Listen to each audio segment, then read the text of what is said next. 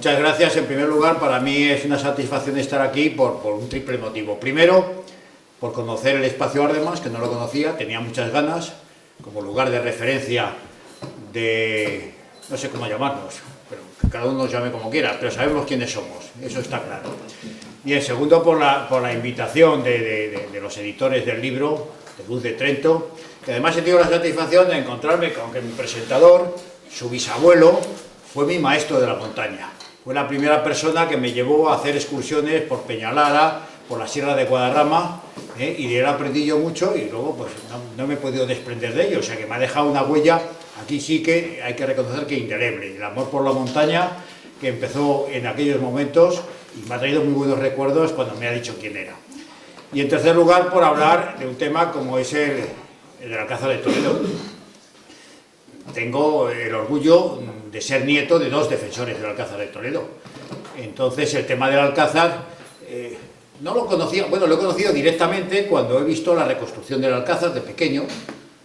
He conocido las ruinas, pero pocas ruinas ya por lo menos lo habían desescombrado, pero sí sobre todo las obras de reconstrucción del Alcázar. Y luego cuando se acaban las obras de reconstrucción he conocido el antiguo museo de la defensa del Alcázar de Toledo, que además estaba explicado por antiguos defensores, gente de posibilidades modestas y que le daban un empleo, un trabajo que ellos hacían con mucha satisfacción. Entonces, oír la defensa del Alcázar por los que habían sido defensores a nivel digamos, de tropa, eso no se borra, eso no se borra y queda marcado. Pero la verdad es que a partir de aquello, pues yo no me había estudiado ni había conocido más a fondo cómo fue la defensa del Alcázar de Toledo. Y fue a raíz de que me nombraron hermano mayor de la Hermandad del Alcázar de Toledo cuando tuve la obligación de estudiármelo a fondo. Y ha sido una gran satisfacción. Y ha sido una gran satisfacción no solo por conocerlo con detalle, sino por poder exponerlo muchas veces ante muchos públicos. Yo creo que a lo largo de la geografía española he dado la conferencia de la defensa y liberación del Alcázar de Toledo, porque hay que hablar de la liberación también. He hablado pues cerca de 30 veces, pero es que he hablado también en Hispanoamérica, y a veces con mucho más éxito que en España. O sea que la conferencia que di en Buenos Aires en el Círculo Militar Argentino reunió a 400 personas, y además 400 personas que estaba la flor y nata del ejército argentino y sus familias, además de muchos españoles de los que han ido a vivir allí en Argentina. Bueno, dicho este preámbulo, que ya es bien largo, y no quiero quitar tiempo a José Luis, que es el que nos va a aportar conocimientos que más necesitamos todos, porque del Alcázar de Toledo más o menos todos sabemos, pero yo quiero ahora que se va a poner en duda y hablar del 18 de julio como si fuera un golpe de Estado. Es que yo cuando oigo esas cosas es que se me revuelve, no el estómago, porque ya lo tengo acostumbrado con todo lo que estamos viviendo, pero el sentido, nos tratan como idiotas.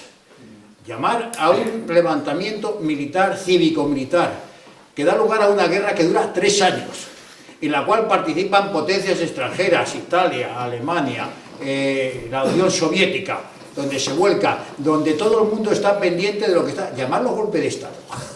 Es que es una cretinez absoluta, todo para desprestigiar a lo que pasa, porque si hubo un golpe de Estado fue precisamente del Frente Popular, pero fue anterior al levantamiento. Bien. Y entonces ahora, claro, entonces el señor Moscardó, porque ahora le llaman señor ni coronel, resulta que dio un golpe de Estado. Moscardó quería apropiarse del poder, quería gobernar en España. De risa. Bien, y entonces todo esto es para exigir que los que están enterrados en la cripta del Alcázar de Toledo sean exhumados y que se los lleven de allí.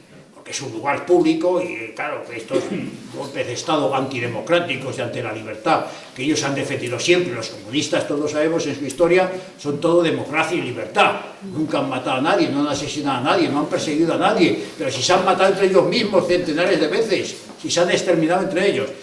Bueno, pues es que ahora ya, al hablar del Alcázar, no es sacar a Moscardó y a Milán del Bosch y todos los demás, claro, como autores de un golpe de Estado, sino ya lo último que reclama, que ya es para reírse, es que dejen de llamar Virgen del Alcázar a una virgen cuyo nombre original es la Inmaculada Concepción de María. O sea, estos señores comunistas ahora son defensores de la Virgen María.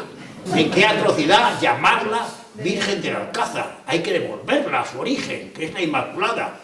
Yo recuerdo a esos 10 manifestantes que hubo el último 27 de septiembre en Plaza de Zocodover, los recuerdo, mentira, claro, para reírme de ello, los recuerdo en las vigilias de la Inmaculada, rezando allí en la Catedral de Toledo, arrodillados, vamos, de risa. Bueno, este es el mundo en que vivimos. Entonces, ante este mundo que vivimos, lo que quieren es sobre todo negar que la defensa y liberación del Alcázar de Toledo fue una gesta impresionante, no para España, sino para el mundo entero, que se siguió en todo el universo, antes y después, que cuando venía después de la guerra cualquier representación extranjera, fueran de los aliados, fueran de los no aliados, fueran de los neutrales, lo primero que pedían ir a visitar es el Alcázar de Toledo. Y había placas de los ejércitos de todo el mundo, incluso de la China comunista. Había una placa reconociendo el valor del Alcázar de Toledo, lo que fue una gesta independientemente de ideología. Humanamente fue una heroicidad colectiva que no tiene antecedentes, sobre todo en la época moderna. Y esto es lo que quieren borrar, porque esto es lo que les duele. Y además se portaron como auténticos caballeros, porque igual que ellos en Toledo mataban a todo cura religioso que encontraban y localizaban, a los hijos y familiares de los defensores que estaban dentro, a todos los fusilaron, los pocos retenidos que había dentro del Alcázar por una serie de circunstancias que sería interesante aclarar, no le tocaron el pelo a ninguno y salieron indemnes. También es verdad que algunos de los que estaban dentro del Alcázar como rehenes, cuando salieron, las fuerzas que habían llegado de esto los fusilaron.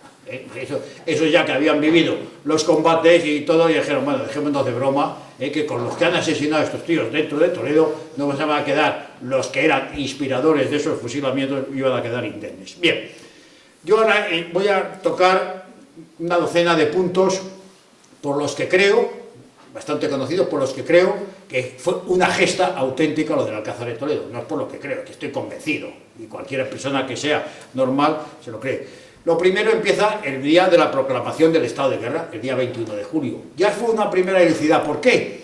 Porque el 21 de julio ya el alzamiento militar en Madrid y en sus alrededores había fracasado totalmente. Totalmente. Y eran unidades operativas con bastantes medios y con bastantes hombres. Pero en las guarniciones de Madrid, de sus alrededores, en Guadalajara, en Alcalá de Henares, todo el poder del Frente Popular en Madrid era impresionante.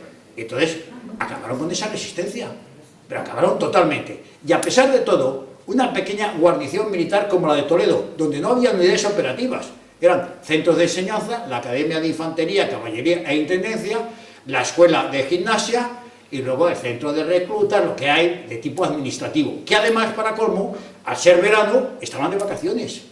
Había muy poca gente, muy poquita gente.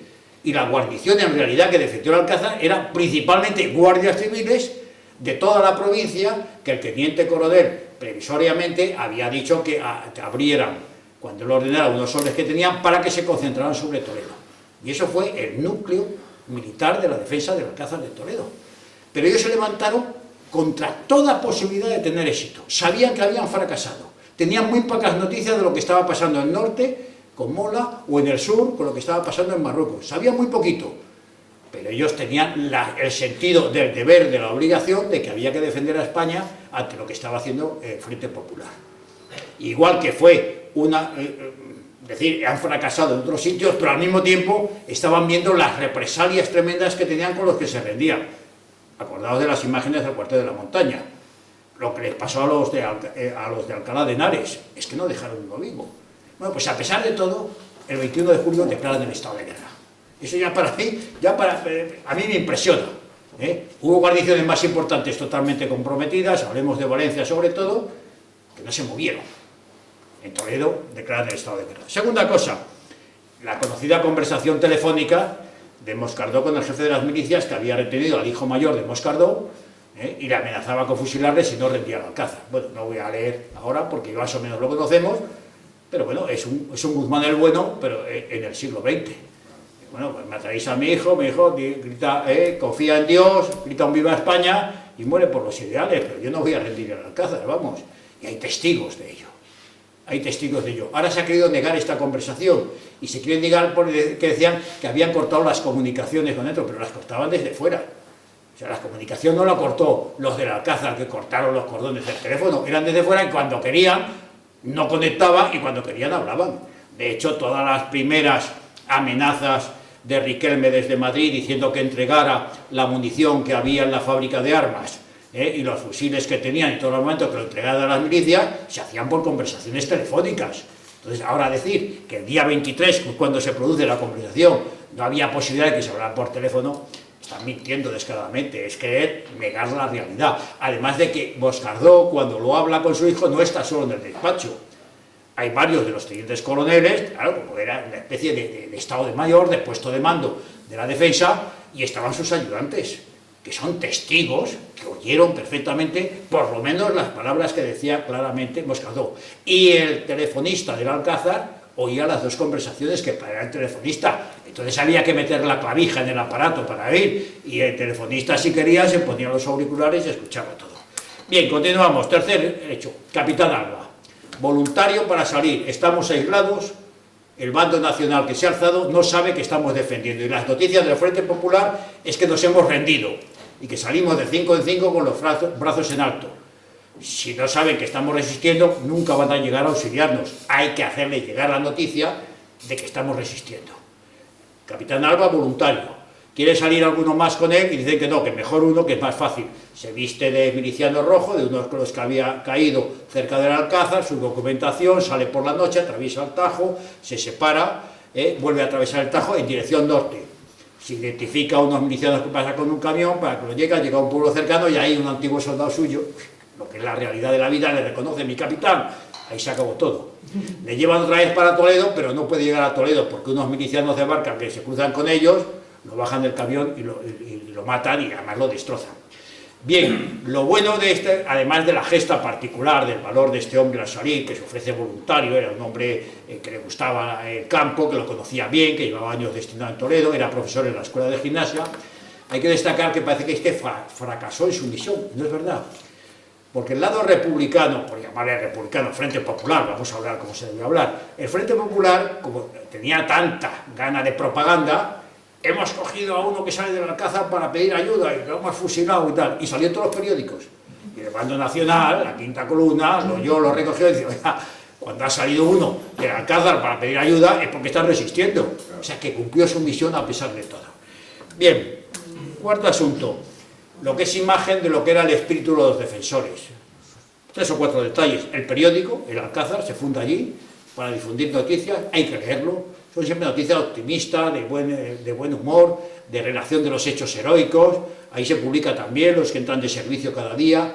Es curioso leerlo, pues se funda, lo que era el espíritu de los defensores. Se hace también con música y letra un himno de la defensa del Alcázar. Ellos eran conscientes de lo que estaban viviendo, y hacen un himno de la defensa del Alcázar. Es que además está la Virgen Inmaculada, cuando deja de ser Inmaculada para ser la Virgen del Alcázar, porque es donde iban los defensores y sobre todo las familias que estaban allí. Hay que ver también la heroicidad de las familias, que casi todos eran familias de los guardias civiles, que al replegarse de sus pueblos no habían querido dejar a las familias allí porque sabían que iban a acabar con ellas. Entonces, no se sabe si claramente contraviniendo las órdenes de su teniente coronel se llevan a las familias. ¿Qué hacen con ellas? Las tienen que meter en el Alcázar, no hay lugar para alojarlas. Entonces allí la defensa, y lo que en principio era un lastre, no solo para comer, para todas las cosas, sino también la tensión de tener a la mujer, a los hijos, a los padres ancianos allí dentro, podía parecer un lastre, pues al final fue todo lo contrario, fue un aliciente para los defensores, y muchos de ellos están tremendamente agradecidos a lo que les dio de la seguridad, la serenidad de tener a las familias allí. Bien, pero hay más detalles, el detalle de esa figura que fue Antonio Rivera. Antonio Rivera era el jefe de la Acción Católica Juvenil en Toledo, un hombre tremendamente activo, trabajador, estudiante de Derecho, acababa de terminar la carrera. Parecía a ojo de mucho que era una persona, nadie se esperaba que iba a sumarse voluntario en esos 70 civiles jóvenes, sobre todo, casi todos de Falange, que se unen a la defensa del Alcázar. Pero Antonio Rivera va allí, por su carácter, por su manera, no es que no diera la cara, pero parecía que no era un hombre aguerrido, de pistola o de fusil. Se suma al Alcázar y participa en la defensa, y participa en la primera línea de fuego, de tal manera que al final del asedio le tienen que cortar un brazo que pierde por tratar de recuperar una ametralladora que estaba a punto de perderse, y además pide voluntariamente, como había poca anestesia, que le corten el brazo sin anestesia. Consecuencia de esa herida, el 20 de noviembre, ese mismo año, 36, muere Antonio Rivera. Pero Antonio Rivera estaba haciendo ahí su labor apostólica. Y además decía a los combatientes, y él lo practicaba, hay que tirar, porque estamos defendiendo a España, porque estamos defendiendo a la religión católica, pero hay que tirar sin odio. Esto es único, señores, esto es único en la historia. Los estaban haciendo atrocidades, los tiraban bombas, les ponían minas, hacían incendios, todo. Estaban matando a los que estaban en retaguardia, a los familiares, y era hora de tirar, pero tirar sin odio. Pero en los momentos candentes del combate, no después cuando ha pasado, sino en los momentos duros del combate. Y además la gente lo vivía, y se llenaba de este espíritu. Bien, más cosas. Bueno, lo más anecdótico de la defensa, pero que es cuasi milagroso. ¿Cómo sobrevivieron desde el punto de vista de poder mantenerse? Por la carne de los caballos y de los mulos, que sobre todo como entonces todas las unidades tenían plazas montadas, pero siendo Academia de Caballería, pues había caballos y mulos, pues gracias a los caballos y mulos pudieron comer. Y por un famoso depósito de trigo, uno de los refugiados de origen francés, que era un hombre que comerciaba con el tema del trigo y de la harina, dice, oye, que aquí cerca del Alcázar hay unos depósitos que dejan los agricultores a los bancos para recibir préstamos, que salieron allí y cada noche, cada 3 o 4 noches salían, se subían el trigo. Bueno, y lo curioso es que pudieron estar haciendo esta saca de trigo durante todo el asedio y los que estaban asediándolo ni se enteraron. Para ver lo bien que hacían, y por otro lado que es muestra de otra cosa que fue la realidad, que es que los atacantes les tenían un miedo a los defensores tremendo, tenían auténtico pavor. Por eso podían hacer salidas. Las famosas salidas que hicieron eran de carácter logístico, para encontrar comida, para recibir información, y luego también hicieron salidas para tratar de localizar la entrada de la mina para cegarla, impedirla. Es incomprensible que en un sitio tan cerrado, tan cercado, con parapetos de todo tipo, con alambradas y tal, pudieran hacer salidas continuamente. Es que es inexplicable, solo por el pavor que infundía. Tuvieron muchas bajas en las salidas, también es verdad, pero claro, en aquellas callejuelas de Toledo, una pequeña emboscada, un pequeño tío que te tiraban desde una altura, pues te hacían bajas, pero podían seguir saliendo. Esto es impresionante. Y además que salía. O sea, lo malo no es que pudieran, sino que más lo hacían y se la jugaban. Y ahí hay que destacar que casi siempre los falangistas eran los voluntarios para la salida, que por eso tuvieron un número de muertos muy superior al resto de los defensores. Bien, otra anécdota importante de eso, el alférez Durán estaba en el lado rojo, le habían movilizado, era de artillería, le llevaron al otro lado, no en la zona donde se entra en Toledo, en Pinedo, sino en la zona de enfrente de los Alijares, hay unas piezas de artillería para tirar sobre el Alcázar, y en vez de tirar sobre el Alcázar, tiró sobre las piezas de Pinedo. Claro, en cuanto lo descubrieron fueron allí, sobre la marcha le fusilaron. O sea, que hasta entre los que estaban cercando el Alcázar había gente que se jugó la vida y cumplió también a su manera el deber. El mensaje de Franco fue un momento crucial. Cuando el día, estamos a 21 de agosto, ya llevamos un mes de asedio, no tenían noticias del bando nacional porque no podían casi oír la radio, porque no tenían baterías, les cortaban la electricidad, pero con las baterías de los vehículos que habían servido para traer a algunos de los guardias civiles, de los grupos de guardias civiles hacia Toledo, con esas baterías más o menos, a veces oían algo, pero sabían algo, pero no tenían conciencia de qué pasaba en el bando nacional. Y el día 22 de agosto reciben un mensaje por un avión, y se acerca al avión nacional, les tira un mensaje, y es la primera vez además que reciben ya que hay una bandera nacional, porque hasta entonces los defensores del Alcázar, como muchas unidades de los que se levantan, salen defendiendo la República, porque van contra el gobierno del Frente Popular. En ese momento nadie se hablaba de República y de monarquía, iban a defender a España, y seguían con la misma bandera. ¿Qué pasa? Que cuando ven que ya lanzan una bandera con los colores nacionales, ese día cambian la bandera y hacen también su bandera con el rojo y el gualda, que es nuestra bandera, no la republicana. Bien. Vienen luego los episodios que parece mentira, pero creo que son los más importantes. Primero, la visita del comandante Rojo. El comandante Rojo acababa de ascender. Rojo era de la promoción de mi abuelo, que también acababa de ascender, de Las Piñar Arnedo, acaban de ascender ese mismo año. O sea, son comandantes del año 36. Eran muy amigos en todos los sentidos y eran muy amigos de los que estaban en el Alcázar. También entonces todavía era de la misma promoción, pero no había ascendido, del capitán alemán. Entonces, a Rojo le envían para convencerles que se rindan, porque como van a poner la mina, sabe que va a haber una masacre, sobre todo de los civiles, y claro, a nivel internacional, aquello iba a quedar, entonces vamos a mandar a alguien que tenga prestigio y que pueda convencerles. Va Rojo, le vendan, entra del despacho de Moscardó, Rojo les hace la oferta de la rendición, les da muchas garantías y tal, y claro, Moscardó dice, las garantías que nos puedes dar es que no nos sirven, no nos sirven, entonces, por escrito y por detrás del papel que les entrega, le dice que no, y además le dice que no también con el apoyo, hay una representante de las mujeres, de los que están allí encerrados, que dice, oye, que nosotros tampoco, porque la opción que le decían, bueno, no salgáis vosotros, pero que salgan los civiles que no son defensores, los que no son combatientes. Y los no combatientes dijeron, estamos mucho más seguros aquí dentro que con vosotros fuera.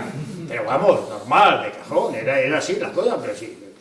Si además es que les contaban desde las ventanas, los del asedio, los de fuera, los milicianos, les contaban las atrocidades que estaban haciendo. O sea, no es que eso lo supusieran, es que decían, es que hemos matado a fulanito y a menganito, y al cura tal le hemos colgado. Y se lo estaban contando, vamos a salir ahora. Bien, entonces eso, a pesar de todo, hay que reconocer que después de un mes largo, la entrevista fue el 9 de septiembre, o sea que ya llevamos mes y medio largo, la situación ya por los heridos, por los enfermos, por la carencia también de armamento, por la situación empezaba a ser difícil. Empezaba el frío además, claro, la falta de capacidad para lavarse, para la higiene, y a pesar de todo no hubo ningún tipo de epidemia. O sea, qué bien organizado estaba, que 1.200 personas encerradas entre polvo de las explosiones, de las ruinas y tal, no hubo ningún tipo de epidemia. Algo funcionaba, no bien, sino muy bien, aparte del sentido de la disciplina. Bien, pues al comandante Rojo le dan, y lo único que le piden, porque curiosamente también, de los muchos sacerdotes que había en Toledo, ninguno estaba dentro del Alcázar. No sé si fue casualidad o no casualidad. En plantilla militar no había ninguno porque se habían suprimido con la República. Pero vamos, muchos, igual que entraron paisanos, igual que entraron voluntarios, igual que entraron refugiados, un antiguo gobernador civil entró allí para refugiarse de sus propios compañeros, pues se podía haber metido algún sacerdote, pero no se metió ninguno. Tal vez, quiero pensar más, porque tenían miedo, es un suicidio, declarar el estado de guerra el 21 de julio con lo que está cayendo en España, y se quedaron fuera, y a los que se quedaron fuera los mataron a todos. O sea que no han de acertarlo. Bueno, pero la verdad es que los defensores sentían esa necesidad espiritual de apoyo religioso. Y lo que le pide a Rojo, cuando dice, hombre, ¿puedo hacer algo por vosotros? Van dando su cura. Y a los 2 días, el día 11 de septiembre, les van dando un cura, pero es un cura, no digo trucho, como dicen los argentinos, de que fuera un falso cura. Pero vamos, la misión que fue, no fue de apoyo espiritual, fue también a tratar de bajarles la moral para que se rindieran. Entonces, la actuación era canónigo de Madrid, Vázquez Camarasa, un hombre que se va bien con el Frente Popular, ya que es difícil, en aquella época llevarse bien, pero se va bien, por eso le lleva. Entonces celebra la misa, confiesa a los que están en la enfermería los más graves, porque no tenía tiempo para más, y en la homilía de la misa y en los sótanos, aquello fue, vamos, de un derrotismo, como diciendo, no tenéis manera de salvarlo, lo que estáis haciendo es una locura, hay que desistir y tal. Entonces, como me decía, defensores o niños de los que estuvieron de allí, que con los que más he podido hablar luego ya, cuando tenía más interés, digamos, histórico, me decían, a mi padre guardia civil, que no la había visto llorar en la vida, le vi llorar de rabia de estar escuchando a Vázquez Camarasa de que les trataba de convencer de que se rindiera. Pero bueno, seguían adelante. Esas son las heroicidades, digamos, internas, que son casi no a nivel colectivo, sino a nivel personal, porque eso hería a las conciencias de cada uno. Bien, después de Vázquez Camarasa tenemos el tema de la explosión de la mina. Fue dantesco, una mina impresionante, preparada, además hicieron todo pues una especie de teatro. Ahí se llevaron representantes extranjeros, estaba Largo Caballero como jefe de gobierno, porque claro, aquello iba a ser un éxito total.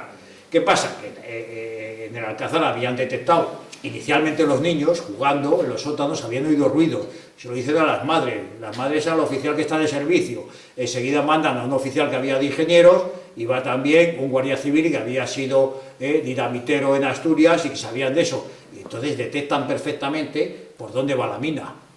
Cuando ven ya que dejan disparar la artillería, que ya no se oyen más ruido, ya han cargado la mina, la van a hacer explotar, lo que hacen es cambiar a toda la gente que estaba viviendo eso a la parte más alejada de donde estaban los túneles de la mina. Total, que cuando produce la explosión mueren los que están de servicio en esa zona, la mueren sepultados, que algunos se encontraron, pero ya en los años 50, quitaron los últimos restos de las ruinas que había allí, pero salen indemnes. Entonces, cuando se lanzan al asalto, que era la idea lógica de que la presión de la mina, estaban preparados, agazapados, se lanzan al asalto y encuentran que hay resistencia. Ya sabemos que es el momento que logran poner una bandera roja, no republicana. O sea, ellos no iban con la bandera republicana, los defensores de la república democrática, la legalidad, no. La que ponen es una bandera roja con la hoz y el martillo. Y es que los defensores la quitan y la reemplazan por la bandera nacional, en la lucha cuerpo a cuerpo. Bien, después de aquello, de la explosión de la mina, de los asaltos, el Alcázar estaba tan deteriorado, tenían tantas bajas, que ya sabéis que la defensa del Alcázar no era meramente el edificio del Alcázar, con sus 4 paredes, sus torreones, no, eran también los edificios, casi todos de carácter militar, que estaban a su alrededor, viviendas militares, el gimnasio, el comedor de cadetes, estaba también el gobierno militar. Todo eso formaba parte de la defensa y fue lo más castigado, aunque el Alcázar fue muy castigado, los 4 torreones se vinieron abajo, la fachada principal se vino abajo, las que afectadas por supuesto por la mina se vinieron abajo, pero de la parte exterior es que no quedaba absolutamente nada. Entonces, por falta de medios humanos para defender aquello y la dificultad a los que estaban en esa primera línea exterior a los muros del Alcázar de mantenerlo, tuvieron que replegarse ya, ahora sí, sobre lo que era puramente el Alcázar. Era imposible recuperar a los heridos, ya no tenían medios, y sobre todo abastecer de comida y de munición a los que estaban en primera fila. Entonces se replegaron. Fueron momentos muy difíciles. Estaba ya la defensa, desde el punto de vista militar, estaba perdida. ¿Qué pasa? Estamos ya, el repliegue se produce el 20 de septiembre, la liberación es el 27-28. Ya sabían, ya tenían conocimiento de que las fuerzas, porque oían, incluso la artillería, oían que se estaban acercando. Ya el día 26, ya es que los ven a los combatientes, a las defensas regulares, por las alturas de Vargas, los ve venir. Y la artillería roja, que tiraba contra el Alcázar, empieza a tirar en otra dirección. Hombre, esto fue el último aliento que les mantuvo en la defensa hasta el día 27, que entran 2 pequeñas unidades de las legiones regulares, y el día 28 ya se produce la liberación. Realmente es cuando los defensores pueden salir del reducto del Alcázar. Bien, y todo esto se cierra con lo que dice Moscardó cuando llega el general Varela y se lo repite al general Franco, sin novedad en el Alcázar. Bueno, esto ya es lo que se dice, esa sencillez de decir, hemos cumplido con nuestro deber, tenemos 150 muertos, 300 heridos y tal, y el Alcázar destruido, sin novedad del Alcázar, pero sin novedad porque habían cumplido la misión. El Alcázar se mantenía y habían conseguido su motivo. Bueno, y esto, como digo siempre, no podemos olvidar que en la defensa es fundamental la liberación. Sin la liberación hubiera cambiado todo. Y la liberación fue también una heroicidad por los que llegaron. Llegaban desde Marruecos, habían pasado el estrecho con las dificultades, el famoso 5 de agosto, habían empezado 2 columnas pequeñísimas, en vez de ir por el camino recto hacia Madrid, se fueron apoyándose en la frontera de Portugal para más seguridad. Fue una auténtica guerra relámpago de pequeñas unidades, llegaron hasta Badajoz, luego allí ya hicieron el giro apoyándose en la derecha en el Tajo, y luego tuvo la decisión, yo creo que sabia y acertada de Franco, de en vez de dirigirse a Madrid, que no hubiera servido para nada, porque Madrid era imposible de tomar, dirigirse hacia Toledo y ganar esa gran batalla psicológica que fue la liberación del Alcázar. Pero costó muchas vidas y mucho heroísmo también en esas columnas. Empezaron 2, se sumaron otras 2, se fueron reforzando por la cantidad de bajas y porque conseguían una mayor movilización y paso de las fuerzas del estrecho, pero al final fueron 4 columnas las que tomaron Toledo. Por eso en Madrid se empezó a hablar de la 5ª columna, porque no había más, y cada columna eran de 1000, 1100 hombres. Y esos se iban a enfrentar con un Madrid que decían que hubiera caído por su propio peso, un Madrid que tenía cerca de 200.000 defensores organizados, entre ellos ya las primeras brigadas organizadas. O sea que eso también que se ha querido, el gran error de Franco y tal, y que por eso alargó la guerra, majaderías. Desde el punto de vista del militar, nunca se hubiera podido tomar Madrid. Era imposible en aquel momento, y tal y como estaban las cosas, como se demostró luego, además, a lo largo de la guerra.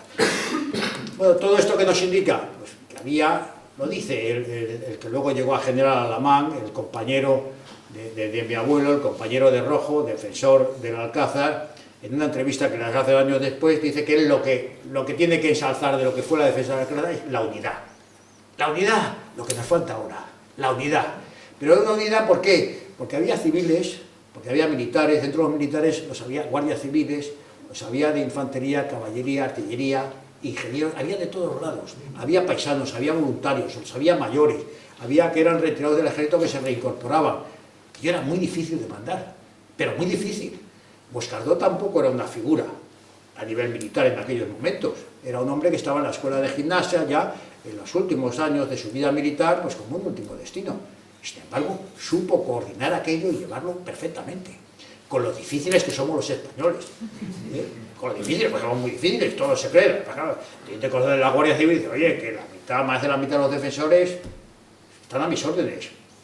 El comandante de artillería, que estaba al mando de 18 oficiales de artillería que estaban haciendo un curso en la fábrica de armas, oye, que el mayor número de oficiales lo aporto yo. Y era verdad, y gracias a ello además localizaban enseguida los tiros de artillería, se refugiaban a tiempo y tenían muchas menos bajas. O sea que todos, tan diversos, pero unidos, es lo importante. Y eso fue lo que consiguió la defensa de Alcázar. De la disciplina, ¿para qué vamos a contar? No hubo ningún caso de insubordinación, que en estos momentos los españoles, hasta en las épocas heroicas nuestras de América, hay que ver la cantidad de gente que se indisciplinaba contra el jefe, se sublevaba, empezaba por su cuenta. Aquí no hubo ninguna. Hubo desertores, unos por cobardes, otros porque no sentían lo que estaban defendiendo, pero no porque se insubordinaran contra el mando. Patriotismo, pues todo esto lo movía el patriotismo, y el sentido religioso, por supuesto. Y luego el sacrificio, es lo que hacen los héroes. Estaban dispuestos a sacrificarse. Ellos daban por seguro que iban a morir en la defensa, pero lo afrontaban igual. Que unos iban a morir antes y otros después. Cayeron muchos. Cayeron los más jóvenes, cayeron los más valientes. Como digo, los jóvenes de Falange fueron los que mayor número de bajas tuvieron. Pero es que acaba la guerra y siguen. Acaba la defensa de Alcázar y siguen en la guerra. Y mueren. El capitán Vela, el que lee el estado de guerra, muere en noviembre en la casa de campo. Pero es que acaba la guerra y se va a dar la División Azul. O sea, que es que hay que ver lo que era el espíritu. Lo llevaban dentro, lo llevaron hasta el final, y ahora los quieren desenterrar. Bueno, saquemos las consecuencias. No pueden admitir esa heroicidad. Les duele mucho, porque ellos no tuvieron casos parecidos. Hubo gente valiente. En el lado del Frente Popular nadie lo va a negar. Hubo gente que luchó muy bien, hubo gente extraordinaria. Pero casos heroicos, que no es el único de la Alcázar de Toledo, sabemos Santa María de la Cabeza, sabemos Gijón, tenemos muchos casos más de resistencia. En el otro lado no los hubo. Alguna diferencia habría, que no era a nivel personal, era a nivel de las creencias, de los valores, que era lo que defendía. Bueno, con esto he dado un repaso, no quiero alargarme más. Si luego alguien quiere preguntar a alguien o añadir algo, porque hay gente que sabe mucho más del Alcázar que yo, pues se lo agradecería. Por favor, el libro para mí es una maravilla. No es que los autores franceses cuenten, por eso yo me he atrevido en el prólogo a contar un poco lo que pasó en la defensa, porque ellos lo hacen desde el punto de vista emocional, de amor a España, de amor al heroísmo. Entonces es otro sentido, pero tiene mucho valor, y sobre todo por el momento que se publica, y como nos contará ahora José Luis, sobre todo por lo que significaba el movimiento al que pertenecía Brasilac, lo que significaba para España y su amor a España que tenía. Es que es impresionante. Le fusilaron a Brasilac, un hombre joven, un intelectual. Le fusilaron los de la libertad, los de la democracia, los de Nuremberg, los de las represalias en Francia, en Alemania, en Italia, donde colgaban a todo antiguo fascista, los colgaban del cuello, de las piernas, los hacían atrocidades. Esos defensores de la libertad fusilaron también a Brasilac. Bueno, pues de eso es lo que tenemos que ser conscientes y por eso debemos de leer este libro y difundirlo. Muchas gracias.